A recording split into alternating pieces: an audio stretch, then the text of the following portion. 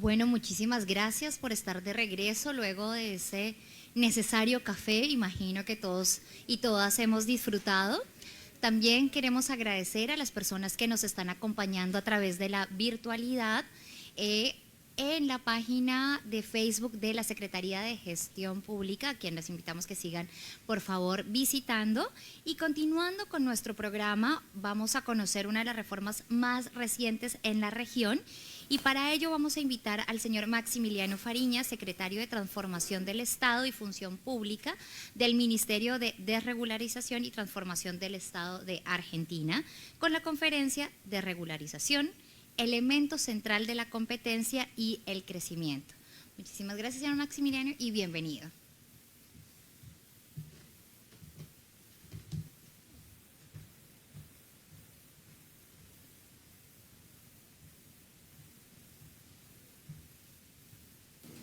Bueno, en primer lugar, muchas gracias por la invitación y por el espacio. Primera vez en Perú y muy contento de poder estar contando un poquito nuestra experiencia, que es mucho más cercana en el tiempo de lo que estuvimos viendo en otros países.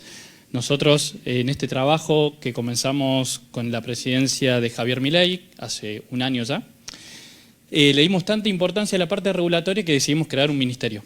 Entonces, de los 8 ministerios que tiene el país, hay un ministerio que es el Ministerio de Regulación y Transformación del Estado, que uno de los ejes principales justamente es trabajar con una reforma regulatoria. Y un poco la idea es contar de nuestra experiencia, que es disruptiva, que es diferente, que por ahí es atípica a lo que se hace en otros países, qué fue lo que nos pasó, qué desafíos tuvimos, qué aprendimos, y cuáles fueron como los principales mensajes o aprendizajes que fuimos teniendo y que obviamente en algunos casos será compartido, extrapolable a otros países y en otros casos refieren a la particularidad de Argentina. Ahí está. Entonces, para entender un poco por qué llegamos a esto, creo que hay que entender el punto de partida de Argentina. Cuando uno mira Argentina hace 50, 60 años era uno de los países más ricos del mundo, tenía casi el mismo PIB per cápita que España. Y hoy, luego de 40, 50 años, la realidad es totalmente diferente. Si uno mira el PIB per cápita de Argentina desde el año 74 hasta la actualidad, básicamente va a ver que es un país estancado. Es un país que hace 30, 20 años que no crece, es un país que hace 10, 15 años no genera empleo privado, es un país que tiene las mismas exportaciones que hace 20 años, es un país que en las últimas décadas había perdido casi el 20, 30% de sus empresas exportadoras, y es un país que para los argentinos, que es donde más nos duele, en los últimos 8 años, Argentina perdió 2 millones de habitantes. Hay 2 millones de argentinos en una población, imagínense, de 46, 47 millones, que decidieron irse. Decidieron irse porque consideraron que no había oportunidades, decidieron irse porque no veían futuro. Y los que se fueron los hijos de todas las clases sociales. Los hijos de la clase baja, de la clase media, de la clase alta, y se fueron a buscar oportunidades a Europa, a Estados Unidos, a Australia y hasta otros países también de América Latina, porque en Argentina no veían un futuro. Y eso fue lo que llevó a que un personaje tan particular como Javier llegara a la presidencia con un objetivo de romper esta dinámica, con un objetivo de que no vuelva a pasar esto y que los argentinos podamos decidir y querer vivir y tener familia en nuestro país. ¿Cuáles fueron las 2 principales ideas muy claras del gobierno argentino? Por un lado, el superávit fiscal. Argentina venía teniendo hace 40, 30 años déficit fiscal crónico, gastaba más de lo que tenía, eso llevaba a una emisión monetaria, a un aumento de la deuda, y cuando uno mira la inflación de Argentina, llegamos a tener en el año anterior a que asumiera el presidente Javier Milei, 200% de inflación interanual. En algunas semanas de diciembre llegamos a tener inflaciones casi del 1 o 2% semanales. Entonces es una situación totalmente crítica y teníamos una economía que estaba al borde de la hiperinflación. ¿Cuál fue la propuesta? Devolverle el dinero a las empresas y a los ciudadanos. Reducir el Estado, hacerlo más chico y cada peso que se ahorraba transformarlo en una baja de impuestos. Pero por otro lado, trabajar con la regulación. Y con un término que para nosotros es importante, que en vez de hablar de calidad regulatoria hablamos de desregulación, porque consideramos que la cantidad de normas que había en Argentina eran normas que generaban barreras de entrada a cada uno de los mercados, eliminaban la competencia, fomentaban la corrupción porque atrás de cada norma había espacio para una coima, para un soborno. Y también, sobre todo, afectadas a las más pymes. Porque cuando uno piensa en la regulación, si uno va a la economía, tiene costos fijos, costos variables, es como un costo fijo. Es una carga que uno tiene que dedicarle con un contador, con un abogado, con un trabajador. Y a quien más afecta esa carga, ese costo fijo, son las empresas pequeñas. Entonces las regulaciones, nosotros decimos como en términos irónicos, es una destructora de las pymes. Ahora, cuando empezamos a trabajar la regulación, creo que hay 8 principios que nosotros fuimos viendo y que se los quiero ir comentando un poquito a lo largo de la presentación, que fueron los aprendizajes que nosotros estuvimos viendo a lo largo de este año y medio. Pero más que ir hacia el trámite tiene que ser digital, a cuáles son los requisitos del trámite, a cómo lo tengo que implementar, a qué papeles tengo que pedir, nosotros vamos al punto inicial y vamos a tratar de ir a un punto fundamental que es discutir el rol del Estado. Entonces, uno de los primeros aprendizajes que tuvimos es entender que la motosierra, entendiendo como un símbolo de nuestro gobierno, pero es que es apuntar a un gobierno más chico, está muy atado a la desregulación. Cuando uno ve un Estado que crece, que cada vez tiene más áreas, que cada vez tiene más ministerios, que cada vez tiene más dependencias, eso también fomenta que haya más regulaciones. Porque cada organismo, en su propia existencia y en su propia supervivencia, empieza a dictar regulaciones. Entonces nosotros entendemos que un gobierno más grande es también la contracara de tener una peor regulación y una mayor regulación.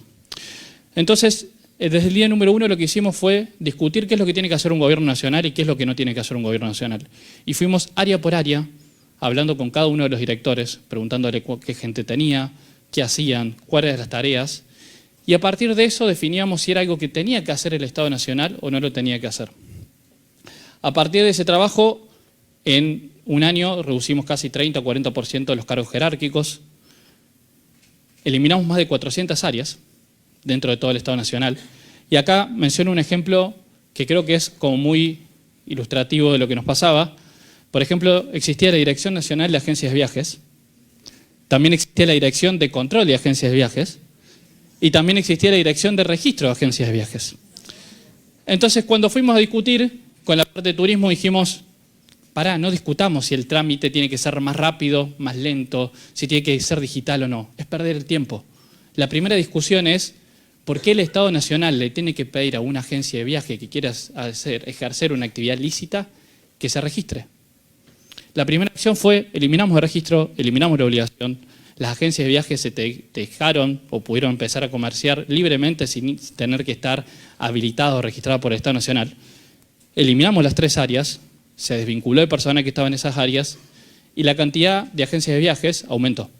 ¿Por qué? Porque hay cámaras privadas que llevan registro de cuántos afiliados tiene y lo que vimos en este año es que al ser mucho más fácil abrir una agencia de viaje, porque ya no necesitaba que un burócrata sentado en una oficina en Buenos Aires definiera si podía hacer o no la actividad, aumentó la cantidad de agencias de viajes. Esto es un proceso que recién comienza, el Estado argentino es muy grande, todavía no logramos revisar todo el Estado argentino, pero cuando hablamos de motosierra es un poco esto, vamos a cada área, vamos a cada dirección, vemos los procesos, pero sobre todo vemos las funciones. Y hacemos la primera pregunta que hacemos es, ¿esto es algo que tiene que hacer el Estado o no lo tiene que hacer el Estado? Y muchas de las cosas que buscamos eliminar son tareas que vimos que hacía el Estado, pero que en realidad le correspondían al sector privado. Esto llevó a una reducción en la cantidad de trabajadores públicos dentro del Estado Nacional. El Estado Nacional argentino tiene alrededor de 250.000 empleados públicos. Nosotros, en lo que va del año y medio, reducimos en 52.000 la cantidad de trabajadores, es más casi un 15-20%, y los servicios que brinda el Estado Nacional no se vieron afectados.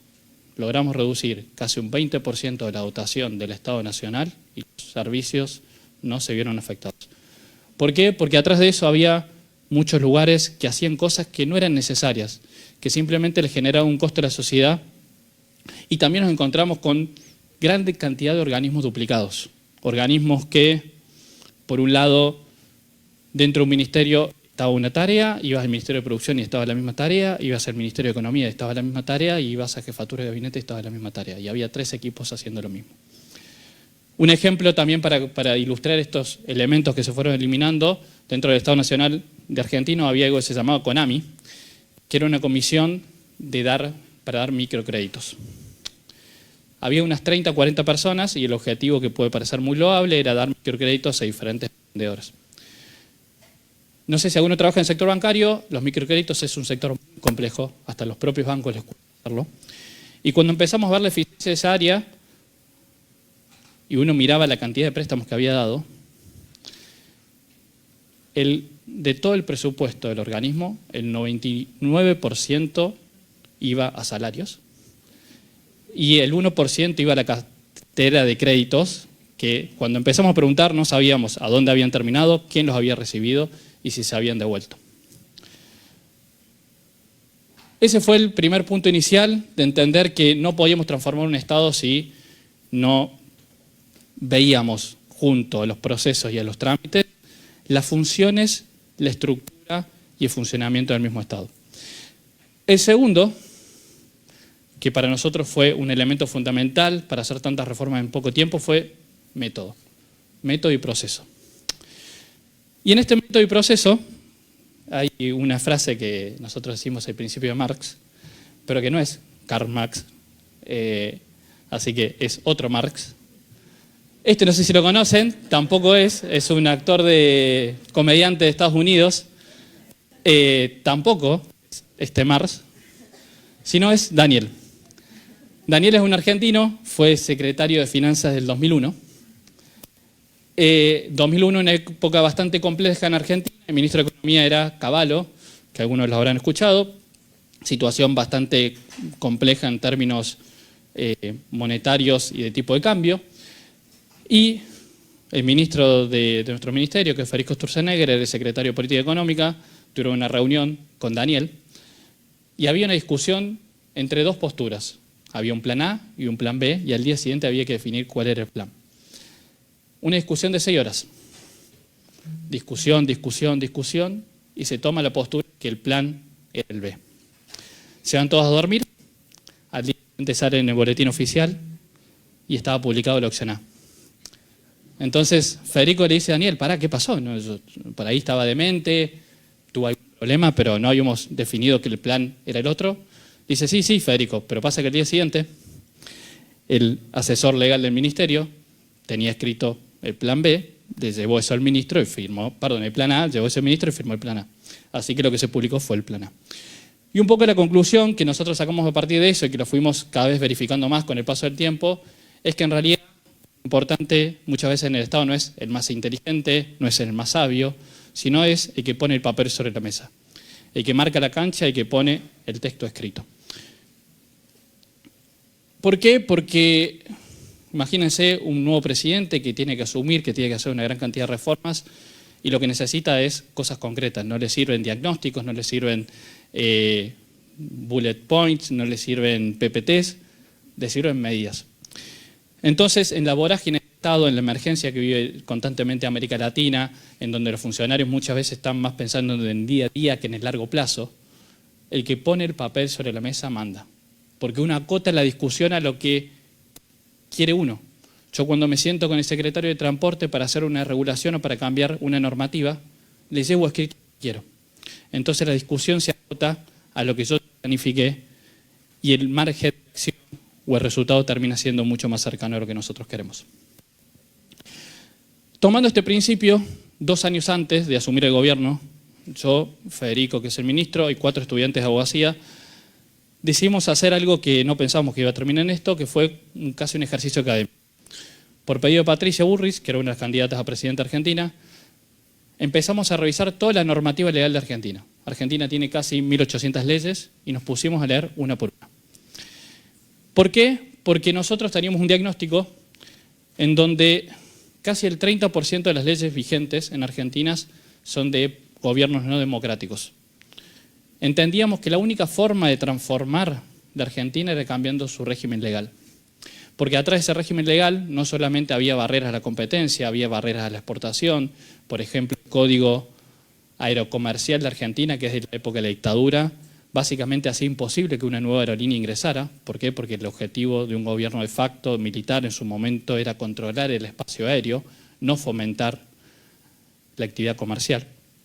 Lo mismo nos pasaba con el Código Aduanero, que le permitía al Poder Ejecutivo prohibir exportaciones e importaciones, dándole total discrecionalidad y violando los derechos de propiedad privada. ¿Pero por qué? Porque era un gobierno militar y no democrático. Pero esas normativas seguían vigentes.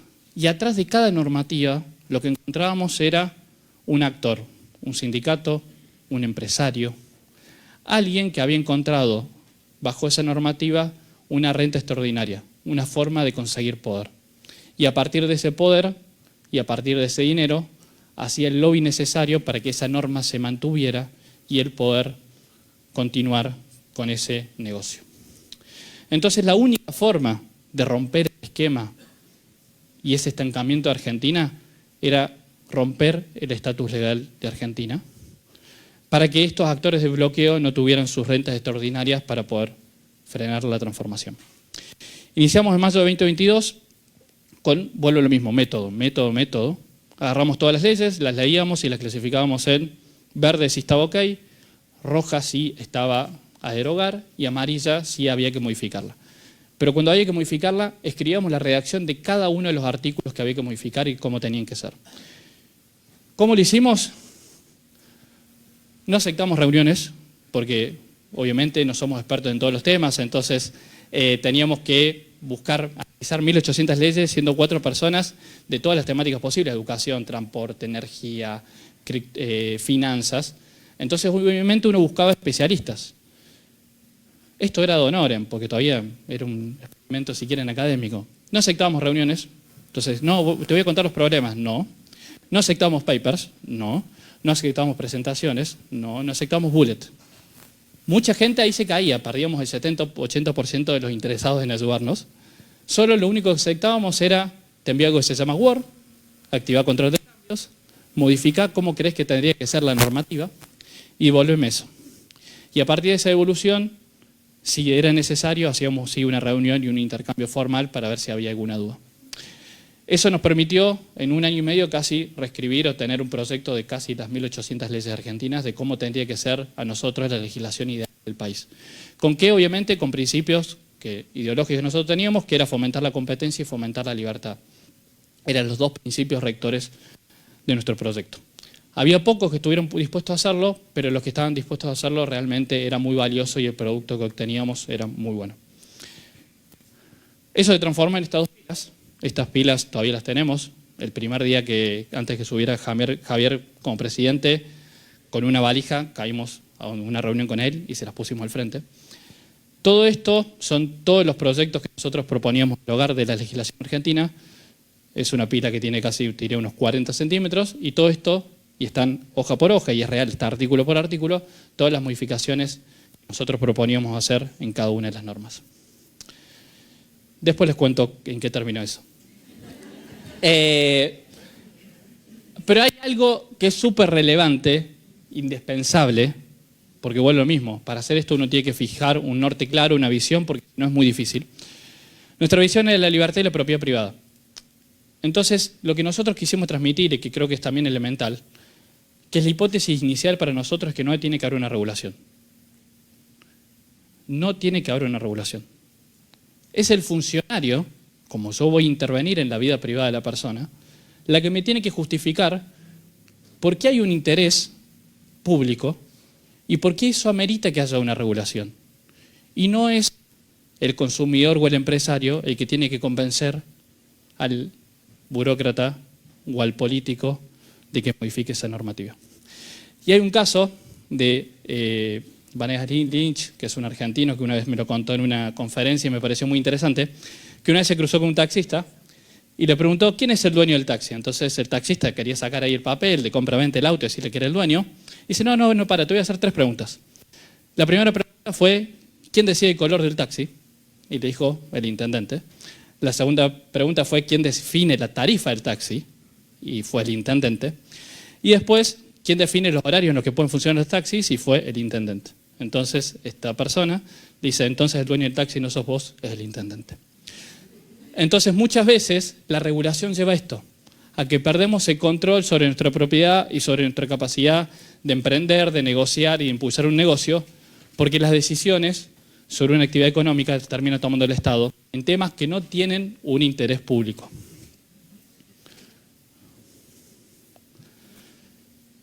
Otro ejemplo, pero este es real, y cuando uno lo piensa, y yo cada vez que lo cuento, claramente es real, porque si tuviera que imaginarlo no se me hubiera imaginado. Digo, para Borges creo que se queda corto con esto. Un día nos envió un mail un productor de sandías en Argentina y nos dice: Maxi, tengo un problema. Yo quiero exportar sandías a Paraguay, tengo un comprador que quiere comprar estas sandías, pero el SENASA, que es el organismo sanitario de Argentina, exige que tenga un determinado envase. Ese envase era una red de plástico y no le permitían exportar el producto si no estaba envasado en esa forma. Ahora, ¿cuál es el problema? Su consumidor no quería que estuviera envasado de esa forma. No quería que ese fuera el envase. Entonces, este productor no tuvo otra alternativa que sacar un camión, embalar cada una de las sandías en el formato que exigía el Estado Nacional, cruzar el camión por la frontera, enviar a 5 o 10 trabajadores suyos y cruzarlos por la frontera, detener el camión, sacarle a cada una de las sandías el envase y ahí poder recién hacer la entrega. Fue un hilo que empezamos a tirar, dijimos esto no puede ser cierto, fuimos a buscar la normativa y empezamos a encontrar que la normativa de frutas y hortalizas no solamente te decía cómo tenía que ser el envase, también te decía cómo tenía que ser la calidad. Hay un producto que también para nosotros fue irrisorio, que fue el tema del ajo, un productor de ajo que exportaba a Corea y no se lo dejaban exportar porque el calibre, es decir, el tamaño del ajo, no era el suficientemente grande como exigía el Estado Nacional. Cuando el consumidor, cuando el comprador de Corea lo que quería era hacer puré de ajo, entonces no le importaba el tamaño del ajo. Entonces te define la calidad, te definía en algunos casos la época de cosecha, es decir, te establecía, vuelvo lo mismo, yo no soy dueño de mi campo si no puedo definir cuándo voy a cosechar, no soy dueño de mis ajos si no puedo definir cuándo los puedo vender y bajo qué condiciones los puedo vender. Y en algunos casos irrisorios, que no eran la mayoría, también, por ejemplo, en el caso de que tuvieras una fábrica, te definía si tenías que tener canillas de agua y en qué lugar o a qué altura tenías que tener las canillas de agua. Entonces, básicamente lo que hacía esta normativa era quitar el derecho de propiedad, porque se estaba delegando a un funcionario decisiones que tendrían que ser de la empresa privada. Si nosotros tomamos esta regulación, posiblemente lo hubiéramos mejorado, sí, por ahí se podría haber digitalizado, se podría haber sacado algún papelito, se podría haber reducido, pero no hubiéramos llegado a un buen resultado.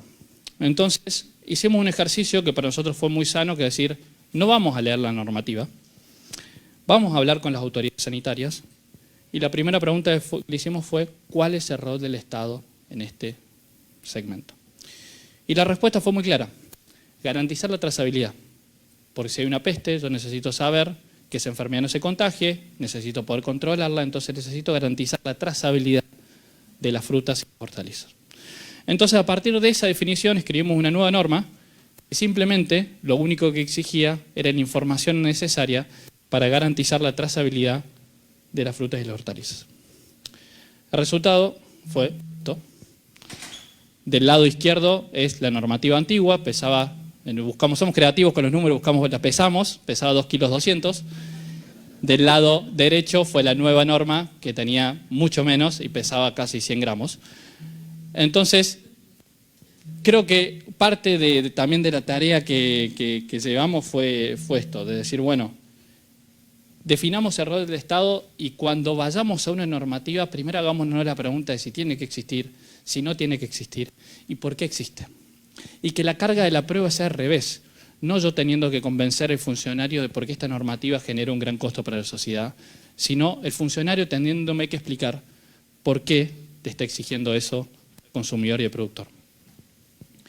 El cuarto es un problema que para nosotros termina siendo una lucha diaria, que es el interés del regulador versus el interés del ciudadano.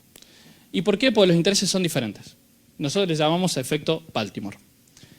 No sé si saben, hace 1 año y medio más o menos, Estados Unidos, Baltimore, buque muy grande, choca un puente.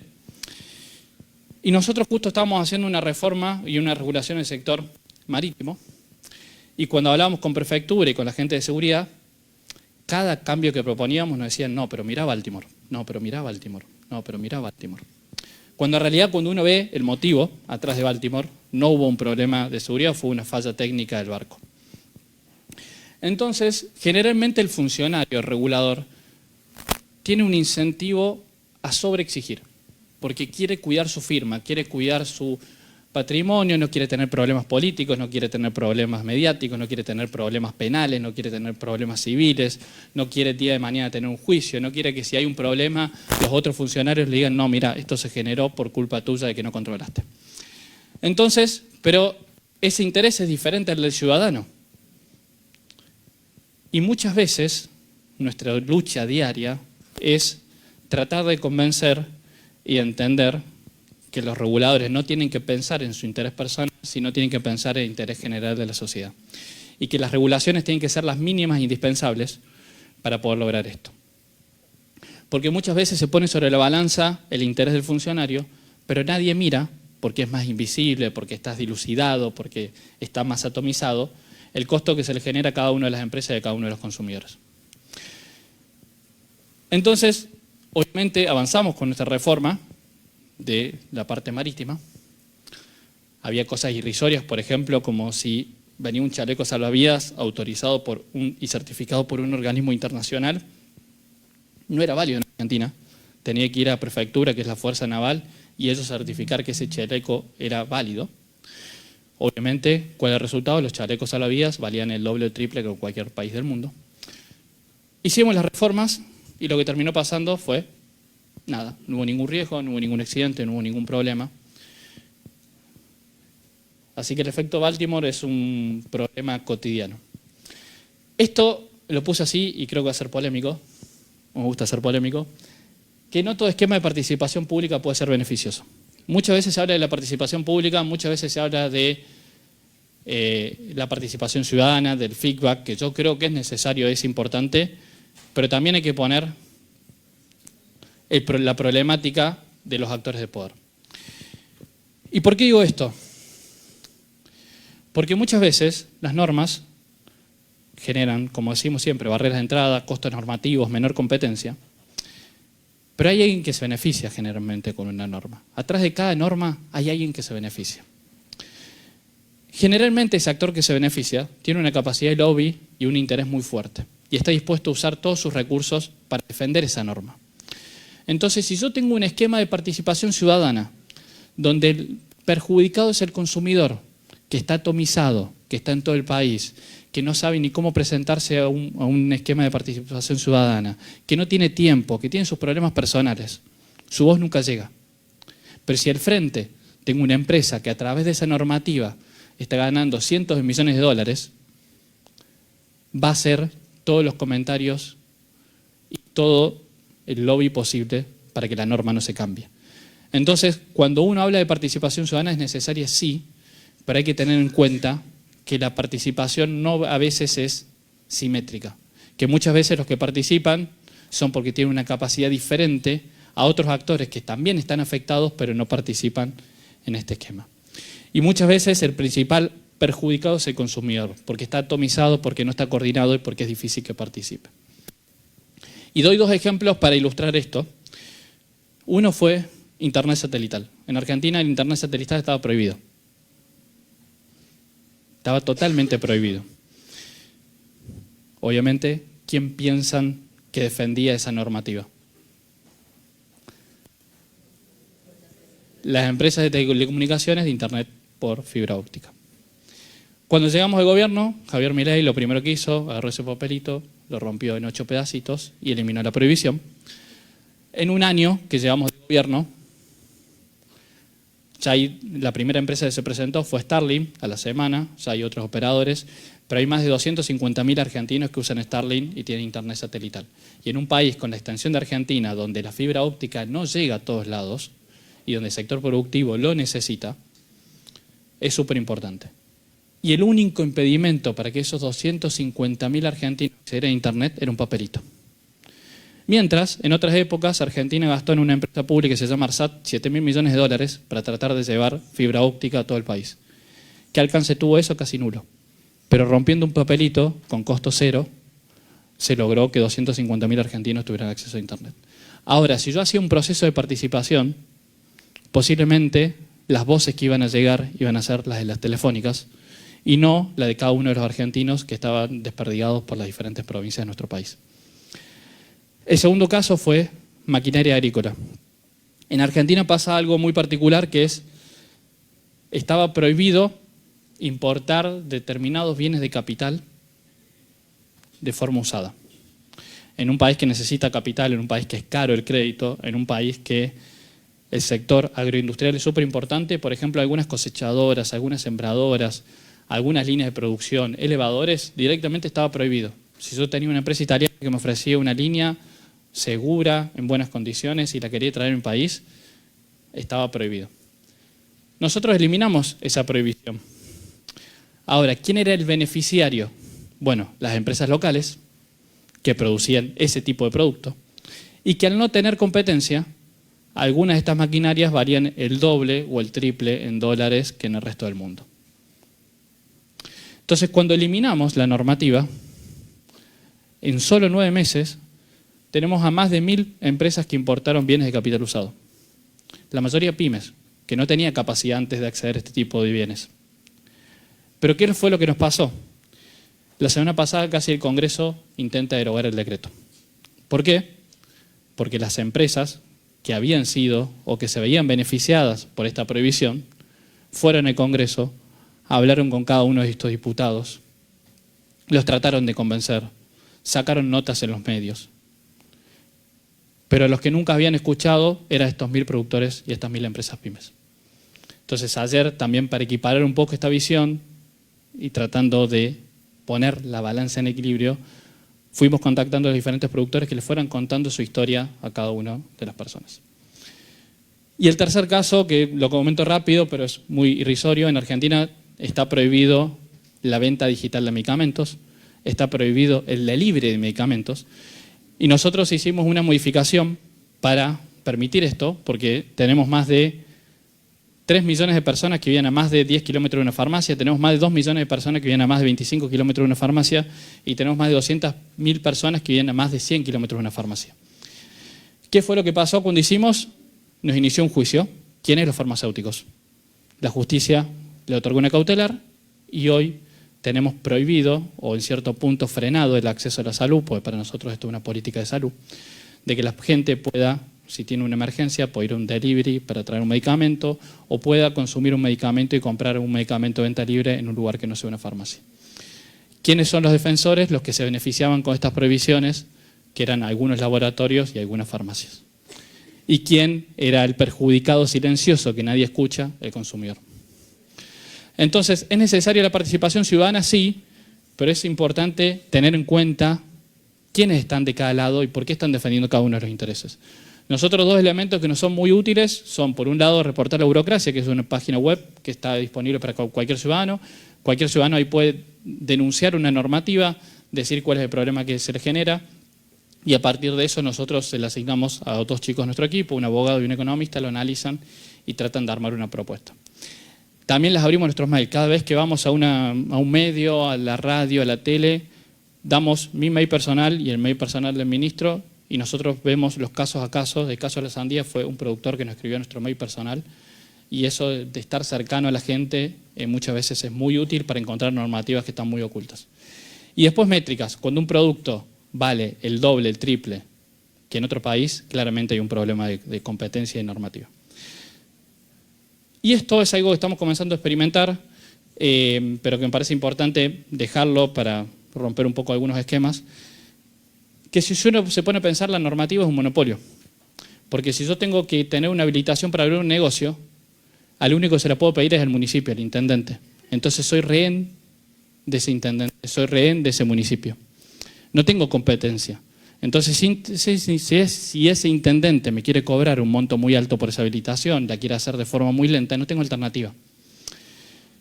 Y claramente, como todos saben, los monopolios son malos, entonces una de las cosas que estuvimos intentando es tratar de generar competencia en la regulación. ¿Cómo?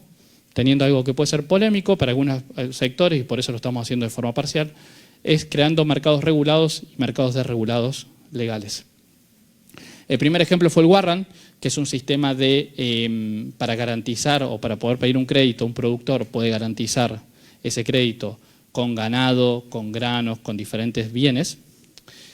Existía hace mucho tiempo, pero no se utilizaba. ¿Por qué? Porque era casi imposible. Había que pedir autorización al Estado, presentarse a la Secretaría de Agricultura, hacer las condiciones que establecía el Estado Nacional.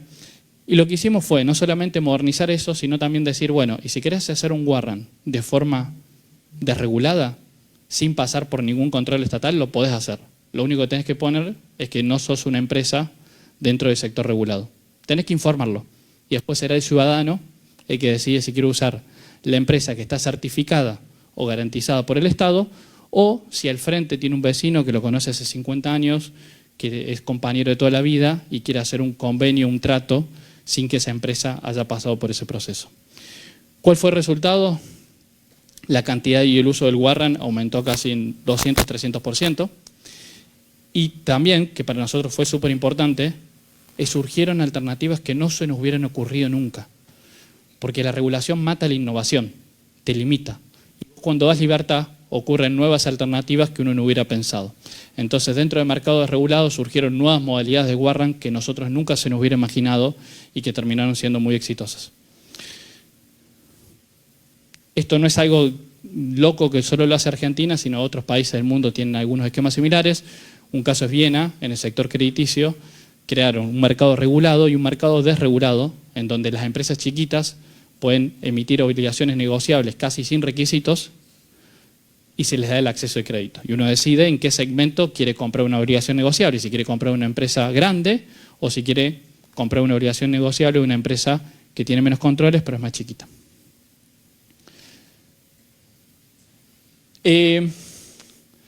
Otra cosa que nos pareció que fuimos aprendiendo es el tema de la resistencia. Muchas veces hay resistencia.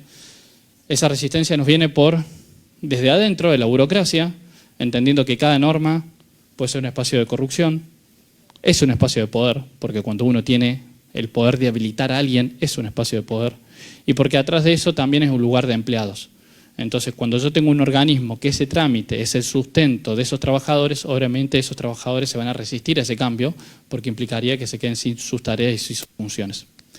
2, los sectores rentistas, que son los beneficiados por estas normas, y 3, el Congreso y la Justicia. Algunos resultados para mostrar, simplemente como de forma ilustrativa. Sector de alquileres, nosotros eliminamos una norma que restringía cómo tenían que ser los alquileres. En Argentina los alquileres no podían ser por menos de 3 años. La forma de actualización te la decía el Estado. Cómo tenías que alquilar básicamente lo definía el Estado. Nosotros eliminamos la normativa 100% entera y dijimos es libre. Cada uno puede pactar lo que quiere, como quiere, por el plazo que quiere, por los montos que quiere, sin ningún tipo de restricción. ¿Qué pasó? Acá se hizo la modificación normativa. En un mes la oferta de alquileres creció un 300%. Otro ejemplo fue la yerba mate, porque en Argentina algo muy característico, donde hay un mercado que funciona bien, lo arruinamos. Entonces, al Estado no se le ocurrió mejor idea que crear el Instituto Nacional de la Yerba Mate y un mercado que era competitivo. Empezaron a ponerle precio mínimo, empezaron a limitar, por ejemplo, te establecía que las parcelas no podían tener más determinado tamaño. Y lo que hicimos también en diciembre de 2023 fue eliminar todas esas normativas y todos esos controles al sector privado. ¿Qué terminó pasando? En términos reales, el precio de la yerba mate cayó un 25-30%. Vamos, sector de hierro. El hierro también estaba súper regulado, había un beneficio para algunas empresas locales, porque los productos extranjeros casi era imposible que ingresaran, no se les aceptaban las certificaciones internacionales. Eliminamos esas certificaciones, aceptamos las certificaciones internacionales de países confiables, eliminamos las barreras, el precio de hierro cayó casi un 30-40%. No hay mercado en donde hayamos eliminado una regulación donde no se vean estos resultados de menores precios para los consumidores y más oferta.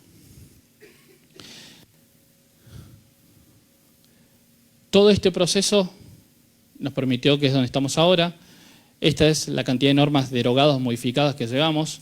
Esto está hasta julio, tendríamos que actualizarlo, pero estamos casi en 1.100 normas modificadas o derogadas. En un año y medio, más o menos, nos da un promedio de 2-3 normas por día hábil dentro de lo que llevamos. Y esto por ahí puede pasar sorprendente, pero un comentario que me parece muy importante para nosotros es: esto se logró por el apoyo político del presidente en una agenda tan importante, si no, no sé si hubiera sido posible, por la alineación y visión política de todo el Poder Ejecutivo. Todos los ministros están alineados con esta agenda. Y lo tercero es poner el papel sobre la mesa. Nosotros cada reclamo que recibimos, apenas lo recibimos, se lo damos a una dupla. Esa dupla lo analiza un abogado y un economista. A partir de ese análisis hacemos una propuesta. Por más que no seamos los especialistas del tema, tratamos de escribir cómo quedaría esa norma y nos sentamos con el área sustantiva con una propuesta sobre la mesa. Y le decimos al área: esto es lo que hay que hacer. Tenemos un debate y sacamos la normativa correspondiente. Ese proceso nos ayuda mucho, porque si en el día a día de cada una de las áreas sustantivas nosotros le derivamos el reclamo y esperamos que el área sustantiva tome la iniciativa, no sucede nunca.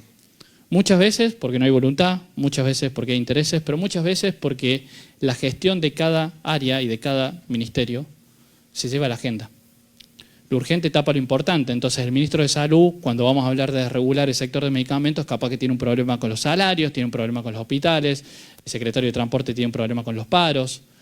Entonces, el hecho de tener centralizado la recepción de reclamos, armar una propuesta desde nuestro ministerio y ponerle esa propuesta para poder trabajarla con el área sustantiva fue también uno de los elementos que nos permitió llegar acá.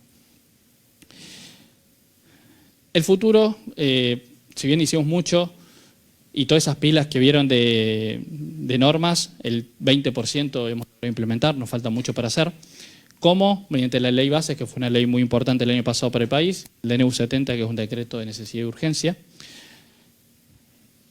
Pero cuando uno habla de leyes, estábamos hablando de 1800. Ahora comenzamos a trabajar con decretos y Argentina tiene 700.000 decretos, de los cuales no sabemos cuáles están vigentes, cuáles son importantes, cuáles no son importantes. Entonces estamos comenzando a analizar y ver cómo poder romper con estas capas de cebolla, porque una vez se soluciona la ley, pero después vienen los decretos, pero después vienen las resoluciones, pero después viene la implementación.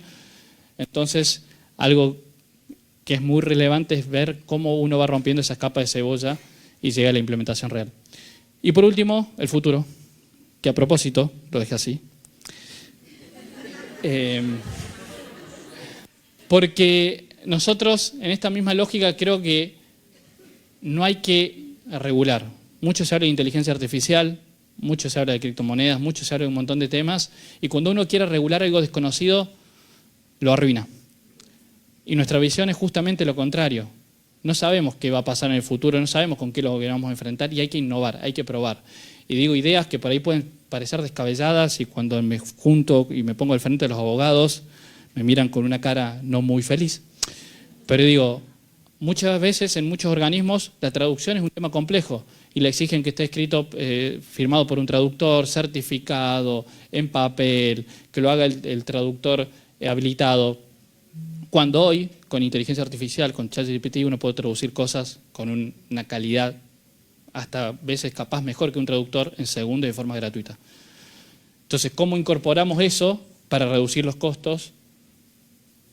¿Cómo incorporamos la inteligencia artificial para esos 700.000 decretos, que es un trabajo que estamos haciendo con inteligencia artificial? Tratar de separar por temática los 700.000 decretos, tratar de establecer cuáles son no relevantes, cuáles son relevantes, cuáles tienen alguna barrera de comercio y tratar de utilizar esas herramientas. Si nosotros comenzamos a regular, nos vamos a autolimitar.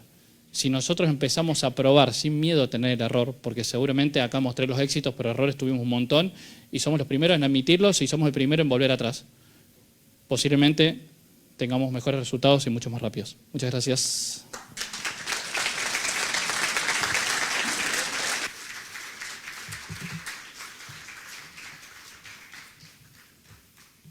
Muchísimas gracias, Maximiliano, por esta interesante exposición, por mostrarnos sobre todo el futuro, que a veces lo tenemos así, en blanco.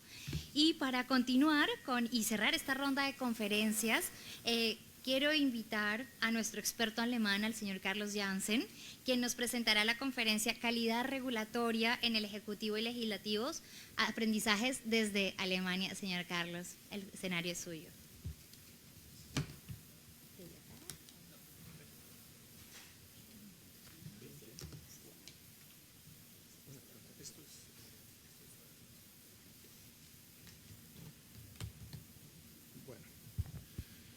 Bueno,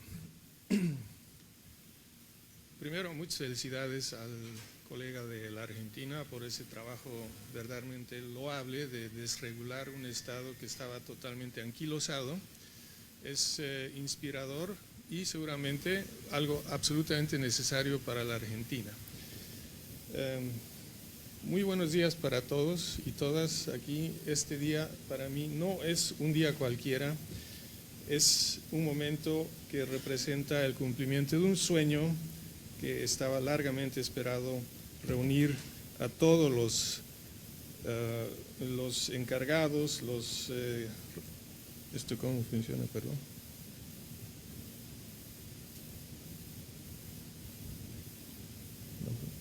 Ya. A todos los responsables de esta reforma regulatoria en el Perú. Nada de lo que hoy celebramos habría sido posible sin el esfuerzo conjunto de instituciones y personas. Mi gratitud, antes de comenzar con este contenido que voy a presentarles,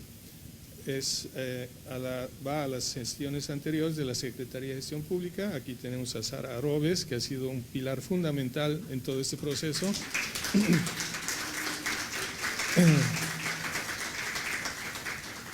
Va también, obviamente, agradezco mucho el trabajo y el compromiso y liderazgo de consolidar esta reforma a Juan Carlos Pasco, el secretario de Gestión Pública, y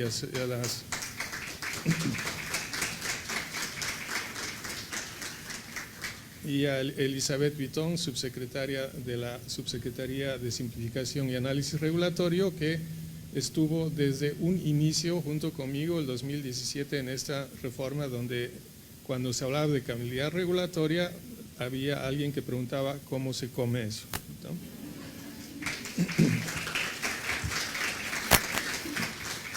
También el trabajo de equipos técnicos de la SGP, el ASAR, el MEF, el Ministerio de Justicia, entidades públicas, los oficiales de la mejora de la calidad regulatoria, actualmente juega un papel fundamental no solamente en la consolidación, sino en el desarrollo de esta muy importante reforma. Y por último, gremios, academia, la cooperación alemana, que desde un principio creyeron en el inicio, creyeron en construir una cultura regulatoria con el ciudadano al centro. Eso es muy importante en la visión de la reforma actual.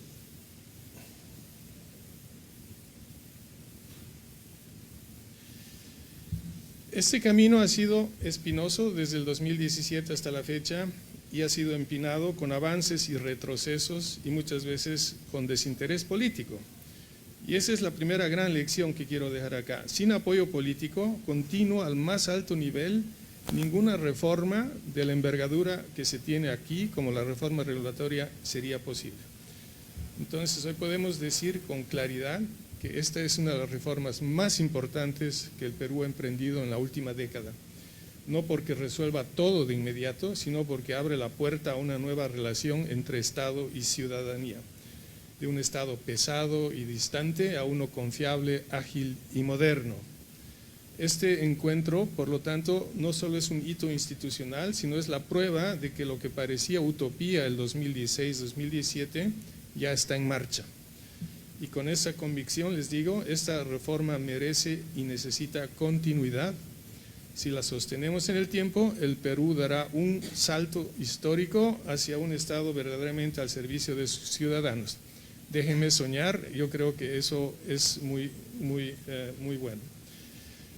Hoy recorreremos un camino para mostrarles el sistema de Alemania con 6 paradas muy concretas. Primero, ¿cuánto cuesta la burocracia en Alemania? Y por qué ya no es un tema blando sino macroeconómico. Segundo, su sistema de análisis de impacto regulatorio. Tercero, el papel del Parlamento Federal de Alemania y el Parlamento de los Estados Federales, Bundesrat y el Consejo Nacional de Control de Normas en el proceso legislativo. Cuarto, los resultados y desafíos. Quinto, cómo enfrentan la fragmentación administrativa con la agrupación administrativa como estrategia de eficiencia. Y finalmente, las 3 elecciones que podemos aplicar a Perú. Pero antes de avanzar, quiero dejar una idea central. Nosotros nos movemos en la burocracia en generalmente una tradición weberiana. en una célebre jaula de acero que dio estabilidad al Estado moderno, que todavía pesa en América Latina y también en algunos países en Europa. Se traduce en reglas minuciosas, jerarquías rígidas y expedientes interminables. Durante años hemos creído que que más trámites significan más control, significan mejor funcionamiento del Estado, pero hoy sabemos que significan más distancia con el ciudadano, más desgaste institucional y menos confianza. Por lo tanto, la mejora regulatoria y la simplificación administrativa no son tecnicismos, son la columna vertebral de la modernización del Estado. Por lo tanto, sin respaldo político sostenido, la inercia burocrática bloquea el progreso. La Argentina, acá en la charla, la demuestra claramente. Pero si articulamos regulación y reforma administrativa, como lo hizo Alemania, el Perú puede dejar atrás la tramitomanía y construir un Estado confiable, ágil y cercano. Alemania demuestra que es posible, y no solo porque sea menos compleja, sino porque se ha hecho a la calidad regulatoria una política de Estado, con metas claras, un órgano independiente, leyes anuales de desburocratización y una digitalización que ya no es discurso, sino es una práctica. El Perú no tiene que copiar todo esto, pero sí asumir con convicción las tareas que tiene que enfrentar. Que la calidad regulatoria tiene que devolver confianza, tiene que atraer inversión y proteger a las próximas generaciones. Es algo que aquí todavía no se ha discutido, la importancia de la mejora regulatoria en el aspecto intergeneracional. En la literatura, Weber, Kafka, Borges, Ribeiro y Pardo Aliaga retrataron la burocracia desde distintos ángulos. Weber, La jaula de oro; Kafka, El expediente infinito; Borges, El laberinto de los sellos; Ribeiro, El espejo moral del absurdo; y Pardo y Aliaga, La burocracia vieja e inmadura. Cada uno de ellos nos recuerda que la burocracia no solo es administración, sino es una experiencia vital que puede devorar al ciudadano y al sentido de la emprendeduría si no se la controla. Por eso el reto no es ni incendiar la máquina ni dinamitar el laberinto, sino es más domesticar y poner al servicio del valor público a la burocracia. Esa es precisamente la esencia de la mejora regulatoria. Y hoy todos juntos pienso que con la mejora regulatoria en el Perú estamos comenzando a caminar por ese sendero. Alemania pierde actualmente,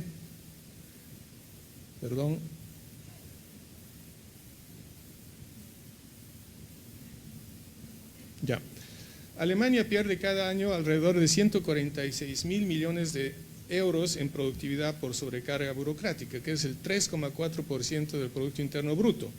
El Producto Interno Bruto de Alemania, un país de 82 millones de habitantes, es alrededor de 4.660.000 millones de dólares, y de los cuales el 1,6% del PIB, o sea 67.000 millones, se van en costos de cumplimiento. Son cifras gigantescas, pero también es una economía, es la cuarta economía más grande del mundo. La burocracia, entonces, allá no es un tema menor, es macroeconomía. Aquí les quiero mostrar un momento gracioso. Los abogados allá son muy meticulosos, como en todas partes, con la precisión normativa, y que para nombrar un reglamento se juntan todas las palabras en una sola. Así en alemán existe esta Mittelfristen Energieversorgungssicherungsmaßnahmenverordnung. Esa joya se puede resumir en español con 11 palabras, como reglamento de medidas para garantizar el suministro energético a medio plazo. O sea, un maestro desolinador, los que limpian las chimeneas, tiene que leerla y aplicarla. Entonces a veces parece realmente que gastamos más energía leyendo el nombre de este reglamento que la que se pretende ahorrar con el mismo. Y les aseguro, no es el nombre más corto que he leído. Bueno, Alemania decidió enfrentar este laberinto de la burocracia. El análisis de impacto regulatorio en Alemania nació en los años 80 y se consolidó en el 2006 con el Consejo Nacional de Control de Normas. Desde entonces, ningún proyecto importante entra al Bundestag, o sea, al Parlamento Federal, sin un análisis de impacto regulatorio. Aquí quiero subrayar que, a diferencia del Perú, el Ejecutivo y el Parlamento y el Legislativo trabajan de una forma muy estrecha. En Alemania no existe una ley que no salga sin aprobación del Parlamento. Si bien el 72% de las iniciativas normativas salen del Ejecutivo, toda norma que sale del Ejecutivo tiene que pasar por el Parlamento y cada ley que entra al Parlamento nunca sale como entró. Esa es una ley general y está muy bien. El análisis de impacto regulatorio incluye costos administrativos de cumplimiento, impacto económico, fiscales, sociales, ambientales, impacto a las pymes, alternativas, incluida la opción de no regular, y un plan de evaluación ex post. Es más o menos que unas 300 propuestas por año pasan por ese filtro. Acá, una reflexión weberiana: antes el Estado se medía por obediencia a procedimientos, hoy debe medirse por resultados y valor público. En Alemania existen 3 filtros decisivos. Toda ley pasa por 3 filtros antes de ver la luz. No se trata de un trámite simbólico, sino de un sistema diseñado para asegurar que cada norma tenga calidad, evidencia y legitimidad democrática. El primer filtro es el Ejecutivo. Los ministerios elaboran el análisis de impacto regulatorio. El Consejo Nacional de Control de Normas revisa su consistencia y proporcionalidad. Desde el 2013, si los costos superan 1 millón de euros, la ley no puede aprobarse sin un plan obligatorio de evaluación ex post. El mensaje acá es claro: no se legisla sin medir, ni se mide sin corregir. Segundo filtro, el Parlamento. Aquí empieza lo que los alemanes llaman el carrusel legislativo. Son 3 lecturas que pasa cada norma. La primera lectura se discute la necesidad de la norma. La segunda, las comisiones parlamentarias, el corazón del proceso, convocan a Consejo Nacional de Control de Normas, a expertos y sobre todo a la sociedad civil organizada.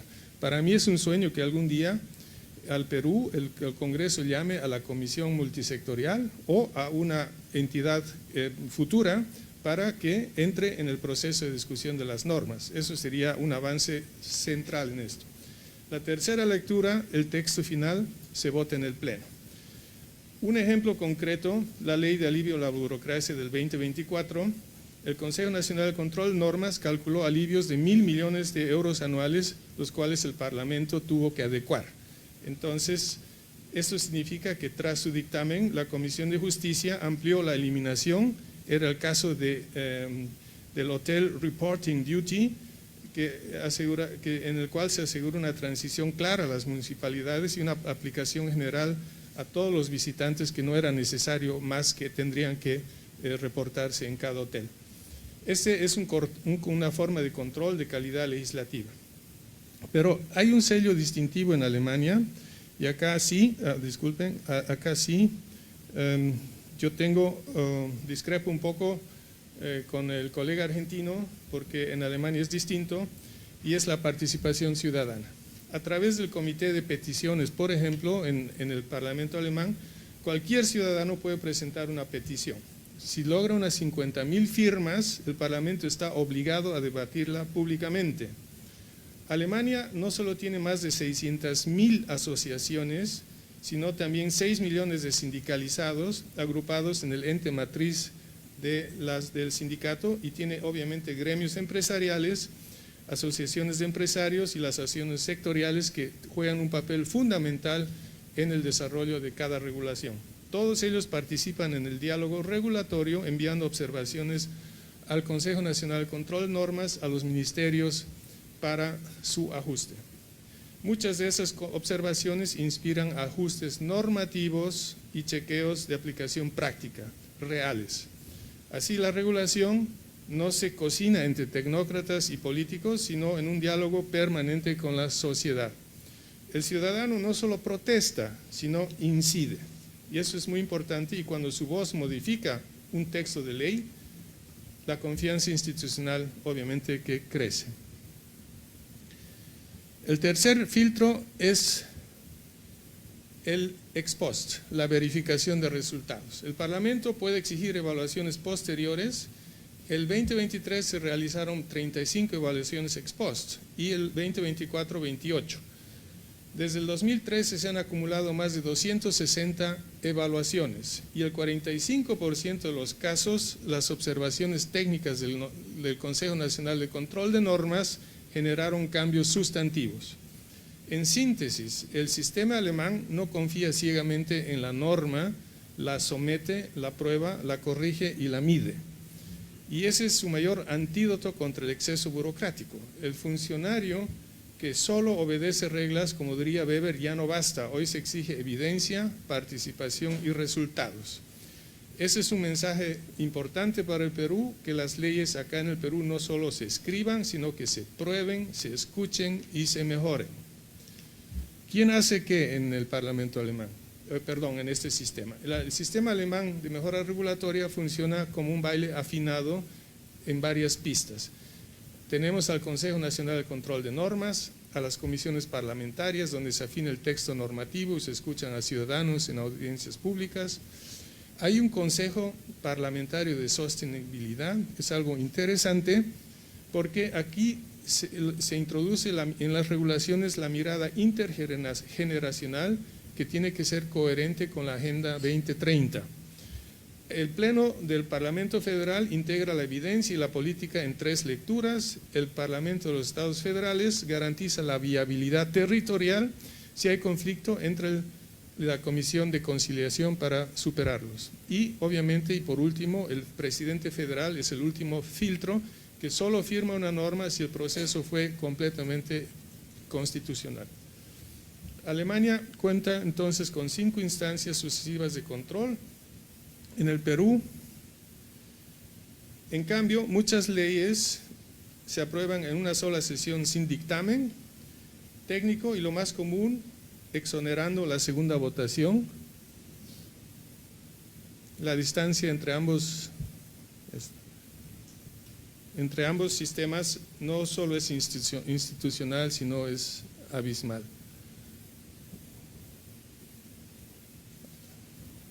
Ahí está, gracias. ¿Cuáles son los resultados? Hablemos un poco de resultados. Les dije que Alemania mide, ajusta y vuelve a medir, pero los números, como siempre, cuentan una historia más compleja de lo que parece. Los costos de cumplimiento pasaron de 65.000 millones de euros en 2022 a 67.000 millones el 2024. Esto, a pesar de que es un incremento, no es un retroceso. Los costos de cumplimiento totales incluyen mucho más que formularios. Incluye tiempo, verificaciones, adaptaciones internas, nuevas tecnologías. El índice de costo burocrático es importante. Este índice en Alemania alcanzó su mínimo histórico de 94,5 puntos sobre una base de 100 el año 2012. Significa que Alemania ha reducido las cargas documentales, pero menos papeles, menos estadísticas y obligaciones documentales no siempre implica menos carga. Una caída del índice no significa que los costos absolutos bajen. Si el aparato regulatorio se expande en otros frentes, el alivio se diluye, existen efectos de precio y existe, por ejemplo, un incremento de precios por razones tecnológicas. Es una sociedad compleja, industrializada, que requiere estándares para marchar en la dirección que se fijan en términos políticos. Entre 2022 y 2023 se redujo 1.400 millones de euros en cargas administrativas y en el balance one in, o sea, una regulación que entra y una que sale, one out, muestra un saldo negativo de 1.700 millones de euros al año. No es poca cosa. Y la digitalización, que también se la aplica en Alemania como un instrumento importante, ya muestra resultados muy concretos. El principio once only significa, en la ley que regula acceso digital a servicios administrativos y que avanza hasta subsidios automáticos tras el nacimiento de su hijo, significa que solo se tiene que entregar una vez un requerimiento o un dato. El impacto sobre las pymes es claro. Una empresa promedio del sector maquinaria gasta, por ejemplo, 3,7 millones de euros anuales solo en cumplimiento normativo. Eso equivale a 1,3% de su facturación. O sea, más de la mitad de este costo proviene de personal que solo se dedica a tramitar y reportar. Indudablemente ahí se tiene que trabajar mucho, es cierto, ahí le doy toda la razón al colega argentino de que se tiene que ir con lupa y se tiene que meter aspectos de digitalización donde se vea el efecto más fuerte en ahorro de cargas administrativas. Alemania no ha eliminado la burocracia, desde luego que no, pero la gobierna, la mide, la audita y la compensa.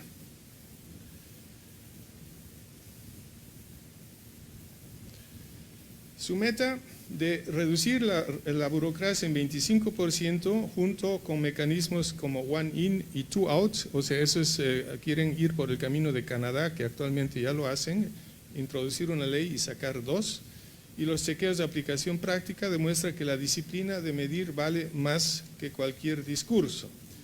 Es cierto que el alivio, como les decía, de las pymes es limitado porque la velocidad del cambio baja. Cuando los costos regulatorios se vuelven excesivos, la innovación migra, como en el caso de BioNTech, es aquella empresa que desarrolló la vacuna contra el COVID y que trasladó su unidad de investigación y desarrollo al Reino Unido por razones burocráticas. Ya. Entonces, la lección es simple, se tiene que tener disciplina, es cierto, se tiene que medir y corregir. Y al final tenemos que entender, y posiblemente eso también va a entender Argentina, que la burocracia es como el colesterol, siempre sube.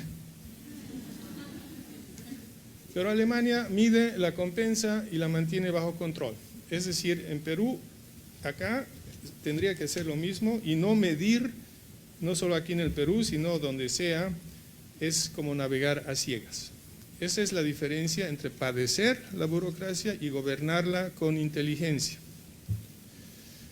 Otro aspecto que también el colega de la Argentina mostró al hacer prácticamente una eliminación de la fragmentación del trabajo en la administración es algo que en Alemania se está tomando muy en serio, y en un estudio del 2025 que se llama Agrupación Administrativa en el Estado Federal, muestra cómo agrupar funciones dispersas. Aunque Perú no es federal, la lógica aplica también acá: ventanillas únicas regionales, plataformas comunes, catálogos modulares, servicios compartidos para municipios pequeños y auditorías transversales. Todo se puede y debe ir agrupando en la medida de que es parte de una reforma administrativa y de procesos. La experiencia muestra que la mejora regulatoria no es un componente más, sino el eje que debe articular la reforma administrativa y la simplificación de procesos. Es el punto de convergencia donde las normas, la gestión y los procedimientos se transforman en valor público. Para decirlo en peruano, una reforma regulatoria, una mejora regulatoria sin una reforma administrativa y una simplificación de procesos sería así como un lomo saltado sin lomo. Cuando estos tres pilares se mueven en las direcciones distintas, el Estado se fragmenta, pero cuando la mejora regulatoria logra alinearlos, y tiene que alinearlos, el Estado avanza con coherencia, con más eficiencia y obviamente con legitimidad. Aquí tengo 3 selecciones y solo 5 minutos. Voy a escoger alguna de las lecciones simplemente para el Perú por razones de tiempo. Primera, yo he dejado de creer en los milagros políticos hasta que vi cómo en medio de la inestabilidad política, esta reforma regulatoria sobrevivía aquí en el Perú. Entre 2016, sabemos, y 25, el Perú ha tenido 7 presidentes, decenas de crisis de gabinete y más de 100 ministros nuevos. Y en ese contexto, esta reforma se continuó haciendo desde el 2017. Eso ya requiere definitivamente de un reconocimiento increíble a todos los técnicos que estaban detrás de esta reforma. Sin embargo, esto muestra una verdad poderosa. Ninguna reforma regulatoria va a sobrevivir sin respaldo político sostenido. debe contar con compromiso del presidente, el premier, los ministros y el Congreso. La experiencia de México muestra que también se puede desbaratar todo un trabajo de más de 20 años solamente por el hecho de que entran con una ideología que aparentemente es mejor que la anterior. O sea, sin estabilidad tampoco hay confianza y sin confianza no hay Estado moderno.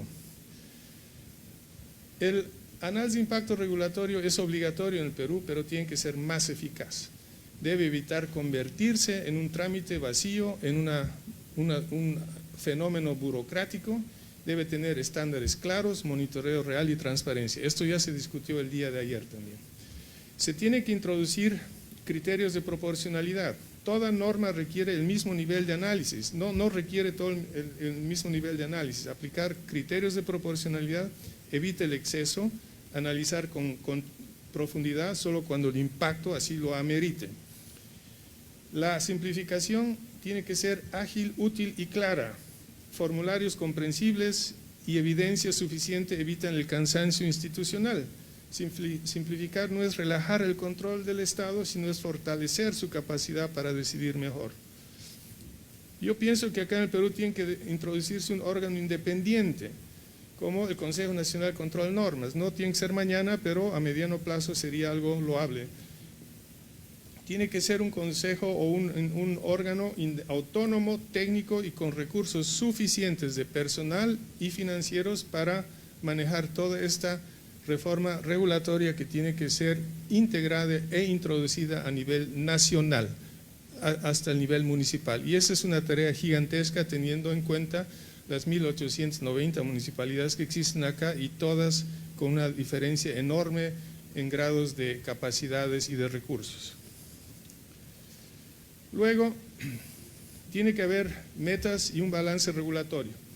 Alemania fija metas del 25% de costos burocráticos en 5 años, el Perú también podría y debería hacerlo. Una mejora regulatoria sin datos es una reforma que anda un poco ciega, y aquí tengo que aplaudir el trabajo de la subsecretaria, aquí Elizabeth Bitton, el esfuerzo enorme que está haciendo en juntar la data que ya se dispone aquí en el Perú para que todos la puedan ver. Luego, se tienen que eliminar trámites de bagatela, plazos fijos, consecuencias reales. Simplificar no significa debilitar el Estado, sino también es devolverle la confianza frente al ciudadano.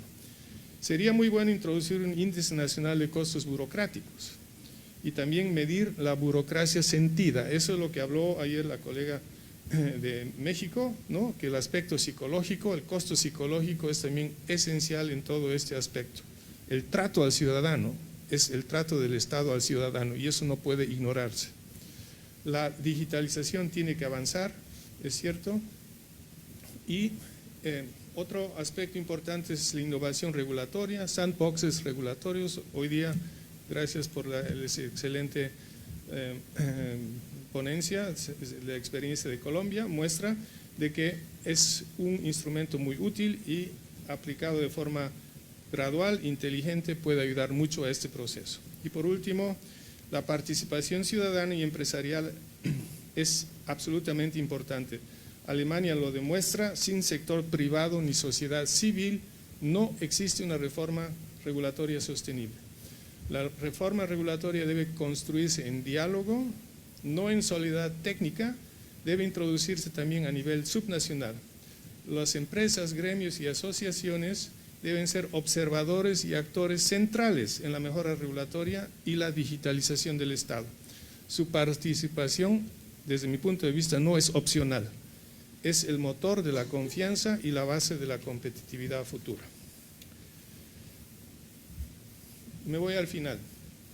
La burocracia tiene muchos rostros y siglos de historia. Weber la llamó la jaula de acero, una máquina precisa, eficaz, pero incapaz de flexibilizarse ante la vida. Franz Kafka la transformó en un expediente infinito, un monstruo que devora al ciudadano hasta hacerlo desaparecer entre sellos y formularios. Jorge Luis Borges la imaginó como un laberinto de pasillos interminables, donde los minotauros no llevan lanzas, sino timbres y decretos. Y aquí en el Perú, Julio Ramón Ribeiro la volvió un espejo moral. en su cuento La Insignia de 1952, es una parábola del Estado formalista, un aparato que premia lo vacío. Retrató oficinas sin sentido, funcionarios atrapados en la rutina y jerarquías que ya no sirven a nadie.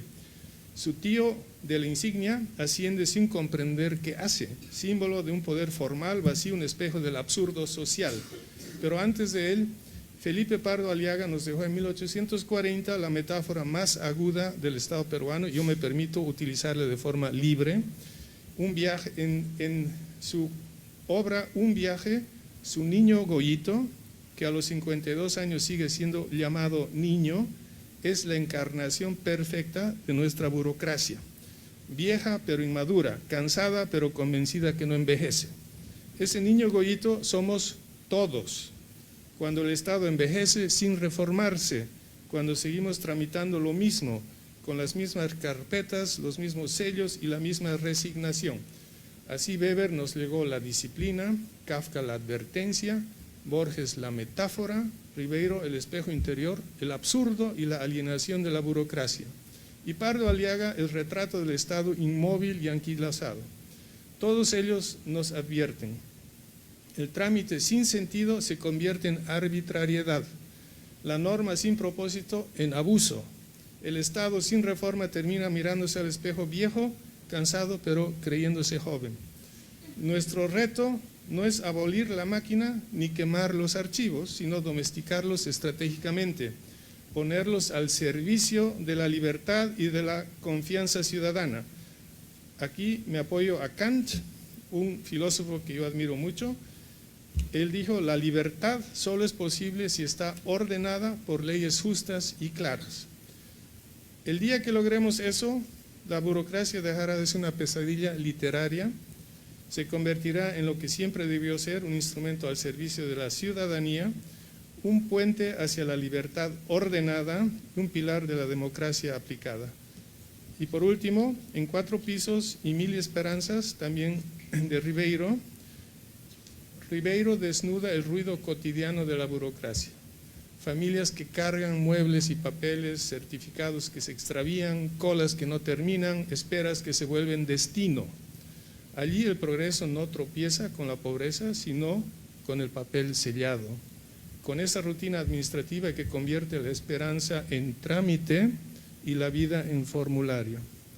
Ese es el verdadero rostro del niño Goyito, no la fachada del Estado, sino su interior inmóvil.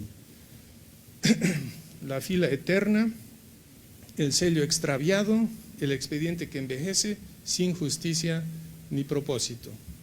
Ese día, cuando el trámite sirva y la regulación libere, en lugar de sofocar, el niño Goyito dejará de ser infantil y el Perú podrá al fin reconocerse como un Estado adulto, ágil, capaz no de agobiar a sus ciudadanos, sino de servirlos con dignidad y confianza. Muchas gracias.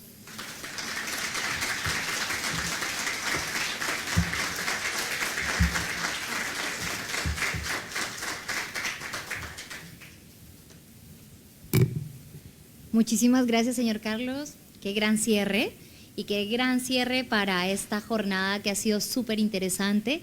Experiencias innovadoras de diferentes países, Colombia, El Salvador, Alemania, que nos dejan mucha reflexión y que nos conmueve y lleva a seguir trabajando, como lo decíamos ayer, por un Estado sin regulación y poniendo siempre al ciudadano en el centro. Y para cerrar esta jornada, y antes de que se vayan, por favor, quiero invitar a nuestros panelistas a una foto protocolar, y también le pido a la gente que no se vaya porque queremos sacar también una foto con ustedes. Entonces, ya hemos esperado un poco, no falta sino esperar un poquito más, así que los invito acá al frente, por favor, señor Carlos, Mariana, Lina, para una foto. Maximiliano también. Aquí, por favor.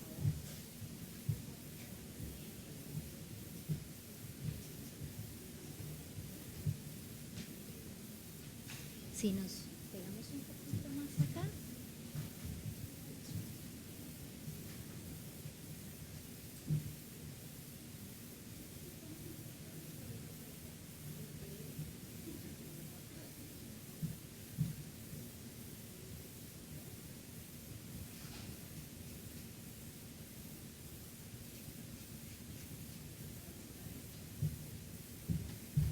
Ahora invito a todos los asistentes a ponernos de pie y como hay algunas personas que ya por temas de agenda se han ido, los invito a acercarse un poquito para que no se vean vacíos en el centro.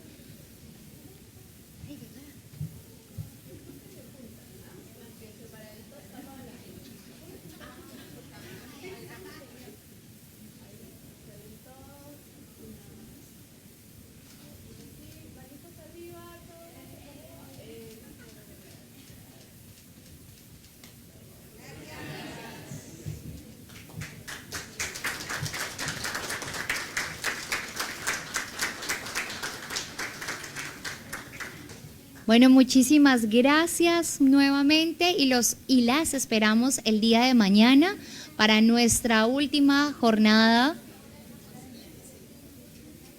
de este interesante evento.